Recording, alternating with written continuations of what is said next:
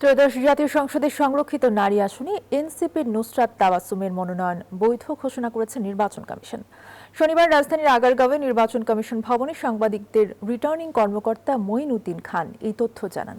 বলেন, হাইকোর্টের নির্দেশে কাগজপত্র যাচাই বাছাই শেষে নুসরাতের মনোনয়ন বৈধ ঘোষণা করা হয়। 11 দলীয় জোটের সমন্বয়কও তার পক্ষে স্বাক্ষর করেছেন। নুসরাত তাবাসসুম বলেন, সংসদে থাকলে রাজনৈতিক আদর্শের জায়গা থেকে কাজ করে যাবেন।